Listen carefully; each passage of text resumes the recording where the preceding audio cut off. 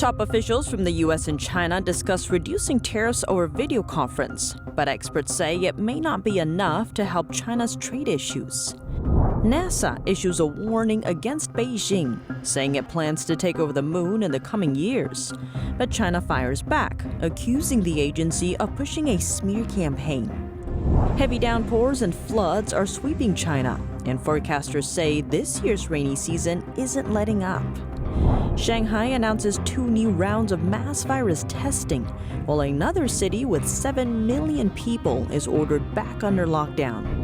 And we take a closer look at Confucius Institutes and which U.S. universities are still running them.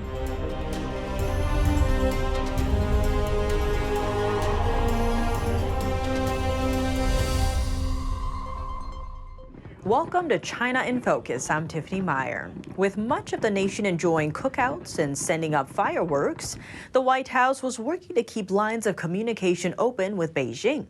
Officials from the U.S. and China spoke on Monday via video conference. Discussion was between Chinese Vice Premier Liu He and U.S. Treasury Secretary Janet Yellen, and mainly focused on one topic: American tariffs on Chinese goods. The meeting comes amid predictions that Biden could reduce partial tariffs on more than $350 billion worth of Chinese imports this week. During the meeting, China's top trade negotiator told Yellen that the idea of lifting additional tariffs and sanctions was of great interest to China. He also lobbied for the U.S. to treat Chinese companies, in his words, fairly. The Treasury Department called it a candid and substantive conversation. The exchange marked the first time top policymakers met from the two nations since late 2021. The Biden administration is currently reassessing Trump-era tariffs on a wide range of Chinese goods. It's expected to pause some levies in an effort to curb soaring inflation at home. Starting in 2018, Trump began placing tariffs on Chinese imports worth over $350 billion each year. According to U.S. Trade Representative's office, $50 billion of those are due to expire in July and August. Despite the tariffs, China's trade surplus with the U.S. still grew last year. Some economists believe eliminating tariffs will only have limited impact, as the Biden administration is holding firm to its tough trade stance with China. China is rejecting a warning from NASA this week. NASA's chief warned that China might take over the moon as part of a military program, saying Beijing has always called for the building of a community of nations in outer space.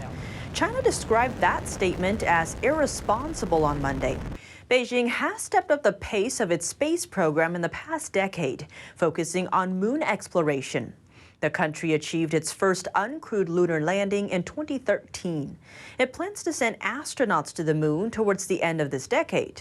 The U.S. Space Agency chief accused China of having stolen ideas and technology from other nations to build its space program, which he says has military purposes. But China fired back soon after. Chinese Foreign Ministry spokesman Zhao Lijian claimed the U.S. is constantly pushing a smear campaign towards China on this issue. NASA plans to send a crewed mission to orbit the moon in 2024 and make a crewed landing by 2025. While China is planning uncrewed missions to the moon's south pole sometime this decade. Heavy rain is expected to hit central and southern China over the next few days, as expansive rain belts sweep inland from the country's southern coastline. China's first typhoon of the year brought heavy rain and wind to several southern provinces over the weekend. China is historically prone to floods, which trigger landslides and swamp many acres of farmland. But increasingly intense rainfall and flooding are set to test its emergency response systems in the coming years. According to an official from China's Ministry of Water Resources, the country entered its rainy season half a month earlier than normal this year. And average rainfall will increase by 10% compared to previous years.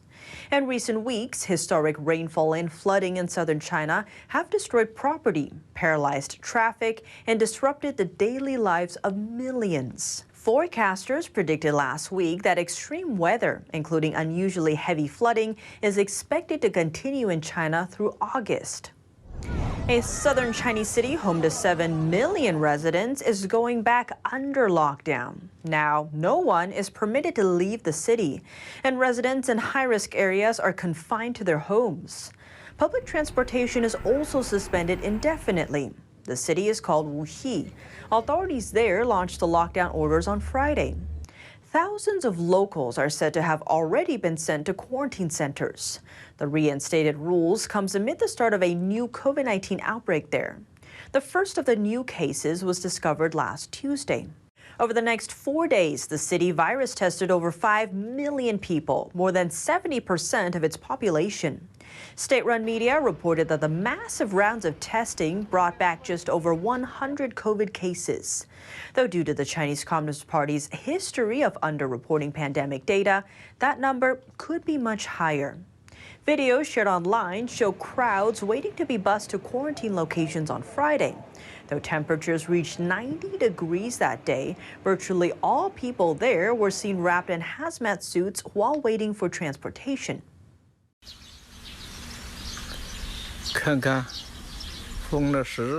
Look, they're sealed up tight, like a prison. Many risky areas are inaccessible now. Many residential communities are locked down. We have to do COVID-19 tests every day. It's more intense now. It's very disruptive to our lives. Beyond the city, one of China's top financial hubs is also on the hunt for new virus cases. Authorities in Shanghai announced 2 new rounds of mass testing for the city's 25 million residents on Tuesday. That's set to happen over a 3-day period. Communist China's leader says dynamic COVID-19 zero strategy isn't going anywhere. That includes measures like mass virus testing for citizens and strict lockdown measures. But some local authorities have reportedly slowed or stopped mass testing as they cope with local financial difficulties. Here's more.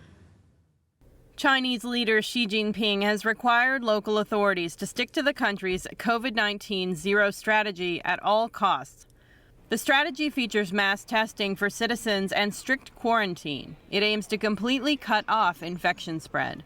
But the question is, who pays for it?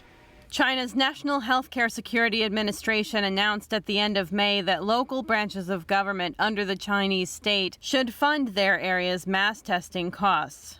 A Chinese finance news agency report from last year sheds light on the situation. That study focused on 36 cities, all of them capital cities of their respective provinces, as well as megacities with populations of 10 million or higher.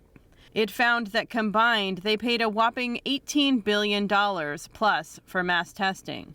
In the first 5 months of this year, local authorities have also seen income drops totaling $6.7 billion. That's when local authorities began to change how they handle mass testing requirements. The Chinese CDC's data shows that since the end of May, 2/3 of China's provinces have adjusted their pandemic prevention policies. Many local authorities either reduced or stopped mass virus testing. A China affairs analyst believes the shift was caused by financial challenges. They reduced the testing. The first goal is to reduce financial pressure. If the mass PCR testing continues regularly, the already tight local finances will face the brink of collapse. China has also relaxed some of its COVID-19 rules. For one, it reduced the centralized quarantine requirement for foreign travelers arriving in China from 21 days quarantine to 10 days. U.S.-based Chinese economist Zhang Shuguang pointed out that in reality, local authorities have already somewhat given up on the policy. To a certain extent, their actions mean they're giving up the zero-case policy, but they can't say it openly. They have to continue to talk about it because Xi Jinping cannot afford to lose face. Xi Jinping reiterated the strategy during a visit to Wuhan last week, noting that he would rather slow down the economy than give up the policy. The Wimbledon tennis championships are in the spotlight, but not just because of the athletes competing. Beyond the tennis courts, reports are flowing in from the spectator stands. NTD sports reporter Dave Martin has more on what happened Monday. The day was not without a little controversy, though, as 4 activists of the Free Tibet organization wearing "Where is Peng Shui" t-shirts were stopped by security at Wimbledon and had their bags searched. A similar incident occurred at the Australian Open, where a spectator was removed for wearing such a shirt before the decision was reversed. Peng is a retired Chinese women's tennis player who accused a high-ranking member of the Chinese Communist Party of sexual assault via social media last November. The post was soon removed and Peng dropped from sight for several weeks. In response, the WTA suspended all tournaments in China. Peng then made an appearance at the Olympics in February and denied accusing anyone of sexual assault. The WTA, though, has stuck with their demands of a formal investigation into her allegations and a private meeting with her to discuss the situation. And in international basketball, a fan at a FIBA game in Melbourne, Australia, was prohibited from displaying Taiwan's flag over the weekend. That's according to a report by SBS, an Australian news outlet. Basketball fan Andrew Ferrugia says he was stopped by security personnel while trying to enter the arena with a Taiwan flag. Security personnel then produced a list of banned items, including Taiwan's flag, and said the guidance came from FIBA. The game was between China and Taiwan, where China won 94-58. China considers Taiwan part of its own territory, despite the Communist Party never having ruled the island. The regime pressures governments and international organizations against using the name Taiwan. In FIBA competition, Taiwan competes as Chinese Taipei and does not use the traditional flag. FIBA told SBS that the use of flags at games was limited to approved countries and federations. The fan said he understood that Taiwan plays under the banner of Chinese Taipei in competition, but does not see why that would prohibit fans from bringing the flag to the game. Now, we'd like to take a minute and address a request from our audience. We recently reported on Chinese Confucius Institutes in the U.S. that closed down, but are coming back under new names. Some viewers asked for more details. Beijing markets Confucius Institutes as Chinese language, education, and culture exchange platforms. They operate by partnering with international campuses, but are staffed with teachers from China and funded by the Chinese Communist Party. They've long faced criticism for spreading communist influence and for bringing Chinese state censorship into the classroom. In the U.S. alone, dozens have been shuttered in recent years. But a report from National Association of Scholars says about 20 American institutions are still running their Confucius Institutes. Some of them have a long history, like Stanford University and Wesleyan College. 10 more universities that still have Confucius Institutes on their campuses are scattered around the U.S. 2 more universities said they would close their Confucius Institutes, but their closing dates remain unclear. Outside the college and university circle, a number of other Confucius Institutes are imbued in district schools or other faculty groups.